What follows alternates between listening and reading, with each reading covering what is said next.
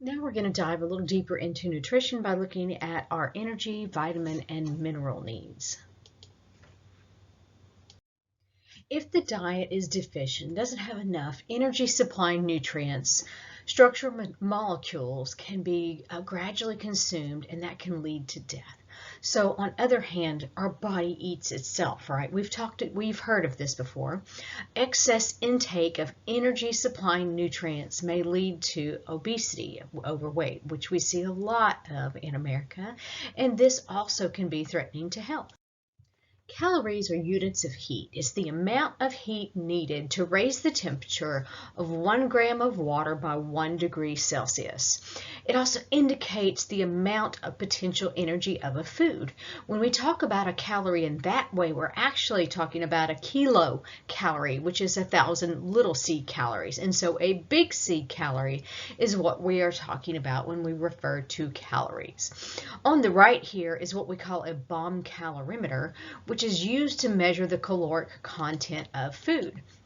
A food sample is going to be dried, weighed, and burned, and the change in temperature then recorded, and we know the volume of water, and we can use some other numbers that we know in order to calculate the amount of calories per gram using the formula Q is equal to MC, T final temperature minus initial, C is a constant, and then mass of the food. And so this is going to vary. The amount is going to vary for the substance that you have. So calories, for instance, have 4.1 calories. Carbohydrates, for instance, have 4.1 calories per gram. Lipids, 9.5, and proteins, 4.1. So we determine these caloric values in this bomb calorimeter. There's also some other ways to determine them, but it's important that we can figure out exactly how many calories are in food so we can keep that energy balance going in a correct manner so that we don't gain too much weight or that we don't lose too much weight, which most of us don't have to worry about losing too much weight. So different activities, of course, burn different amounts of calories. Walking up the stairs, 1,100. Just sitting here, believe it or not, you are burning 100 calories per hour. Maintenance of body temperature can require extra energy expenditure. So when it's cold outside, we burn a few more calories. So then energy is going to be expended in doing things like involuntary muscle contractions, to shiver, etc. And so we're using more energy just by being cold. But here are just some different activities. So tests for thyroid function can be used to estimate your BMR. What is BMR? BMR is your basal metabolic rate. That is the rate at which your body expends energy under basal conditions. Basal conditions are awake or at rest after overnight fasting in a comfortable, controlled environment. All right. And this reflects the energy that's needed to support your basic activities of your organs. Okay. So organs like your brain, heart, lungs, liver, and kidneys. So our caloric requirements then are determined by our BMR, our basal metabolic rate. And so that's why different people have different metabolisms. And those vary by gender, the size of your body, your normal body temperature level, endocrine function. And so there's a great variance here among peoples. So energy, of course, is needed in order to maintain that basal metabolic rate, support your muscle activity, maintain your body temperature, and for growth and development in children and in pregnant women. Energy balance is important to maintain our normal weight, we should say. So this occurs when caloric intake from food equals the caloric output from your basal metabolic rate. So the body remains at a constant set weight. If caloric intake, of course, exceeds, so calories in what we need, then we're going to have a positive energy balance if it exceeds the calories that we expend or the calories out. All right. So that's kind of common sense, but a lot of people just don't tend to think about that. You've got to burn as many calories as you eat in order to maintain the weight. So if you're gaining weight, you're consuming too many calories. So if you want to lose weight, the basic simple thing is you have to burn more than you eat. All right. So a lot of us struggle to maintain a desirable weight, and that is something I've even been working on myself this summer. Lost, 25 pounds already, but I still have more to go because, we all got that quarantine 15, and I'm recording these at the end of the summer here when a lot of us have been quarantined. So the tendency to become obese, though, actually can be in holdover from thousands of years ago when the ability to store energy in the form of fat was actually an advantage when food supplies were scarce or erratic. And in the world of horses, we call this being an easy keeper. That means you don't take much food to eat and you gain weight. So some of us really can almost look at a donut and gain weight. Some of us just really have to be pickier about what we eat because our body is so efficient at maintaining weight and keeping that advantage going. All right. So desirable weight can actually be difficult to determine because there are variables. If you have more muscle weighs more than fat, and so your weight is going to be more. You can be very fit and have what's here we're listing as a BMI, a high BMI. Well, BMI can really be very misleading. I am not crazy about BMI at all because you can take a weight builder and they are going to have a huge BMI that's going to say they're obese when they have very, very little body fat. And so this is kind of a broad spectrum thing, a general thing just to kind of say if you might be overweight without going in depth and really considering and doing like a caliper test, which is really a more accurate way to determine obesity. Because a high BMI does not always mean overweight because that is body mass index, and that's just how much do you weigh compared to your height. All right, so like I said, very variable. So how this works though is if you're using a BMI, overweight is defined as exceeding desirable weight by when you are 10 to 20% over that. So if your BMI is 25 to 30, if a person is more than 20% above the desired weight or has a BMI of 30, then you are considered obese. And obesity is more correctly defined as having excess adipose tissue, so excess fat. Vitamins are essential nutrients that we need to get from foods or indirectly from provitamins, which are kind of a precursor substance. They're an organic compound, so carbon and hydrogen containing. And these are things other than carbs, lipids, and proteins that we need for metabolic processes in small amounts. So these are needed for health. Vitamins cannot be made by body cells in a large enough amount. We call those essential nutrients. They are classified on the basis of whether they are fat soluble or water soluble. So some of the fat soluble vitamins are A, D, E, and K. Water soluble are going to be things like B and C.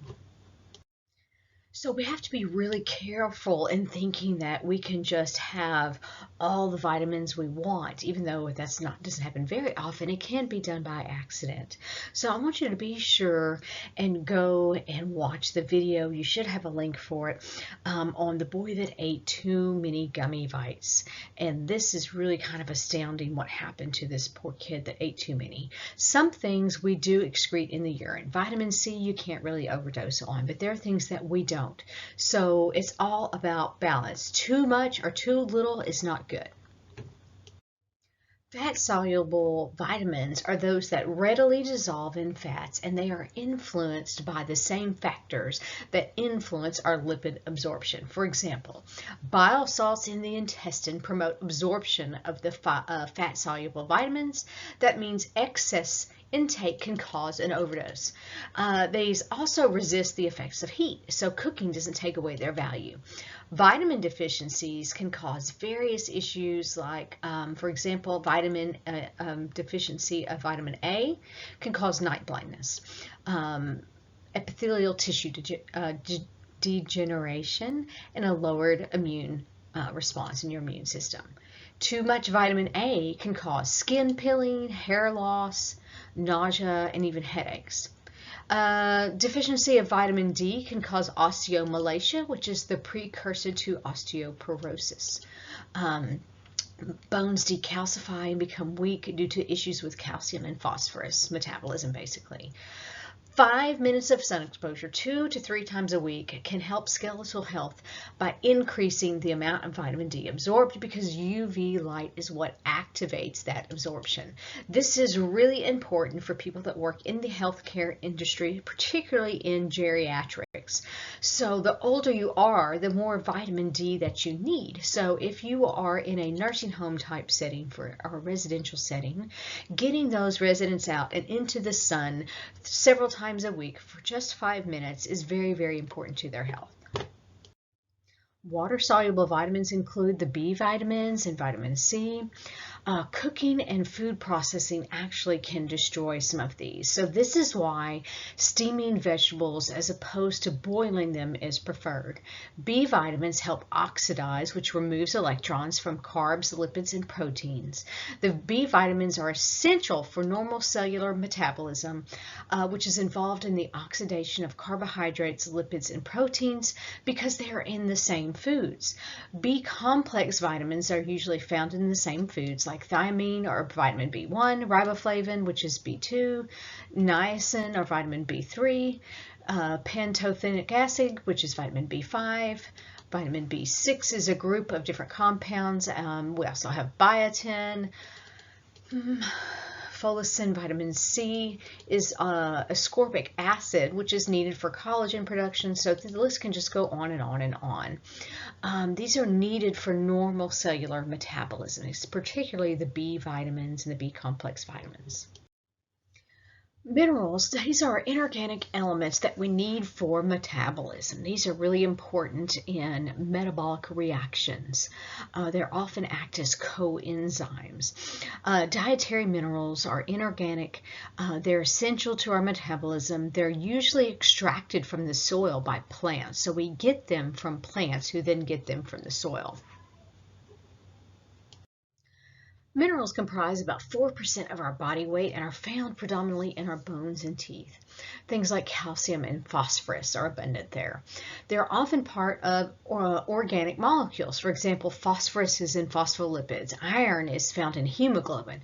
Iodine in thyroxine, which has to do with your thyroid functioning. So you can see these are very important and vital to healthy to establishing a normal, healthy existence. These can also be components of inorganic compounds like calcium phosphate, which is found in the bones. Sodium, chlorine, calcium, these are often found as free ions. We can also have them as free ions in the blood.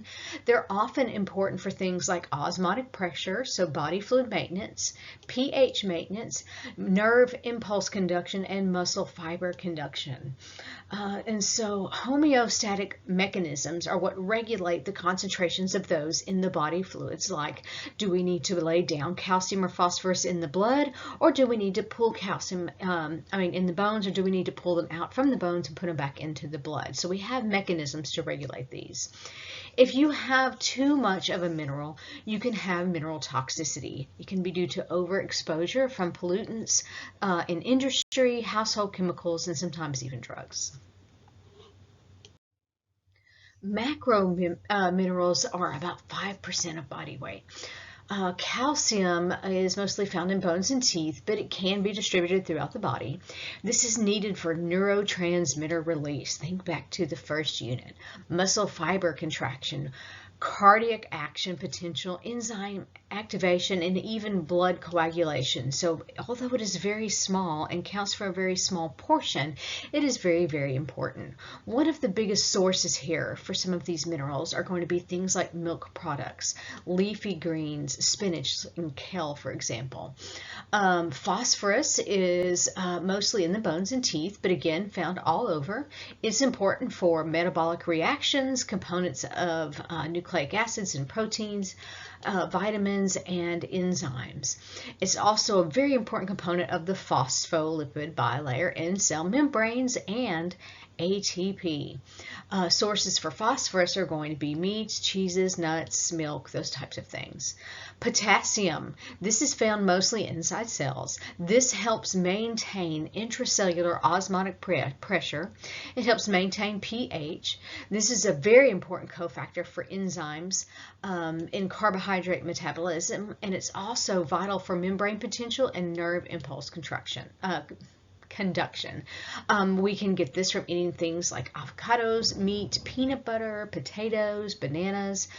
Getting these essential nutrients or minerals from foods is much easier for our body to incorporate than if we take them in a vitamin. So sulfur is found in your hair, nail, and skins. This is a part of the amino acid methionine.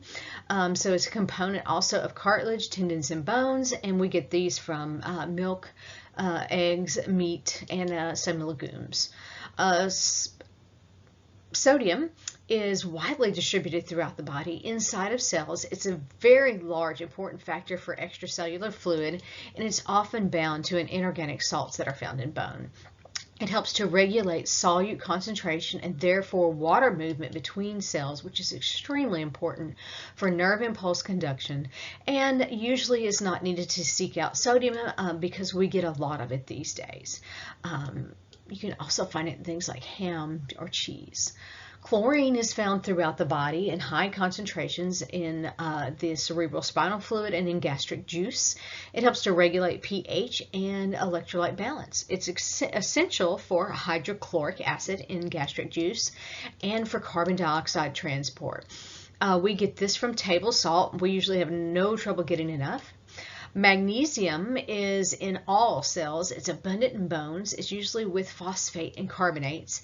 This one is important to ATP reaction and ADP-ATP conversions, and we get this from dairy products, legumes, or leafy green vegetables.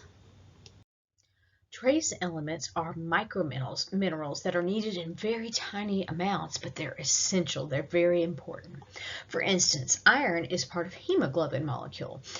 The hemoglobin molecule contains 4 heme groups, each of those containing a central iron atom that can combine with oxygen. Iron is what allows hemoglobin to carry the oxygen. It's also an important component of myoglobin, which stores oxygen in muscle cells. Some of the others that are important, all of these here are listed, but I'll give you a few examples. Let's see, manganese is important to synthesis of fatty acids, hemoglobin synthesis or melanin. Copper is important for formation of myelin. Thyroid hormone needs iodine. Vitamin B12 synthesis requires copper, and so zinc is needed for bone and liver metabolism. All of these have very essential functions, even though we only need a tiny bit of them. An adequate diet is one that is going to provide you with enough energy, enough calories, essential fatty acids, amino acids, vitamins, and the minerals needed in order to maintain that growth and repair of your body tissues. And so these requirements do vary with age. Obviously, a child that is growing is going to have a lot more need than if we are just trying to maintain. And so dietary requirements we're given, I should say, recommended daily allowances to follow, where nutritionists have come up with the dietary requirements that are needed. All right, you can use things like food pyramids in order to figure out what is a healthy diet, and also nutritional information is labeled on your grocery items. And if you really want to work at it, there are lots of apps: MyPlate, MyFitnessPal, Noom. You can go to this Choose My Plate and help to find yourself a very healthy diet. Malnutrition results from a lack of being able to get those essential nutrients. If you don't get enough nutrition, I'm trying to put nutrition and deficiency together, you'll have a deficiency of those essential nutrients. And if we have too much, that's overnutrition, which generally results in obesity. You can have primary malnutrition, which is from diet alone, or secondary malnutrition, where you have an adequate diet, but there's something about your body that makes the diet insufficient. So for example here, secondary malnutrition. A person doesn't secrete enough bile salts, and so they can develop a deficiency of fat-soluble vitamins because we cannot break that down. Emotional attributes can also affect this. Stress can change hormone concentrations in ways that break down amino acids and affect the appetite. So there are lots of factors here to look at. Our body is able to survive for 2 to 3 months without food. Starvation does occur in many areas of the world due to famine, war, or lack of finances. And sometimes it's due to problems like with the soil even, and they're not able to grow the food that they need. So what is it like if you don't eat? Day 1 without eating, your sugar and starch reserves are going to be gone. Day 2, energy begins to be taken from your fat and then from muscle. So you switch over metabolism. You use up the fat and then you start using up all your muscle. So you begin to eat itself. You're no longer hungry by day 3, and your body uses fat reserves for energy. Your metabolism begins to slow down, blood pressure drops, blood slows, and you start to get the chills. You're not able to maintain metabolism in a way that you're warm. Your skin becomes dry and cracked, and every movement is painful. And so this is what you're going through if you're starving. The immune cells are broken down for their protein, and so you stop being able to fight infection. So you wind up with mouth sores, anemia, irregular heartbeats, bone degeneration. After several weeks, coordination begins to disappear. And this is going to be when you're near the end of life, when you are dying from starvation. You can become blind, deaf, and of course you are emaciated. So a lack of nutrients is called marasmus, all right? And so this can occur to starving, right? We also have another name if you are just lacking protein, that's kwashiorkor, that is protein starvation. We also have diseases where people starve themselves on purpose, and you're probably familiar with these. Anorexia nervosa, and this is an eating disorder where you don't eat anything at all, which it appears this woman here is suffering from. And then bulimia, and then that's got a typo in it, but this is an eating disorder where people eat and then they make themselves vomit up their food. And you could actually be of normal weight and have bulimia and be not diagnosed, and people not realize that you're actually very sick. And these conditions are very, very hard on your heart, of course, as well as other organs. Other than childhood, and even then, dietary requirements generally remain the same throughout life. Now, you may need more as you are growing, but you generally need the same things. Your BMR rises in early childhood, peaks in adolescence, and then declines in adulthood. Change in nutrition can often reflect the medical condition that we have, the society we live in, and even economic circumstances. And so the needs really don't change a whole lot, although as we get older, your metabolism does tend to slow down, and so your energy requirements do tend to slow.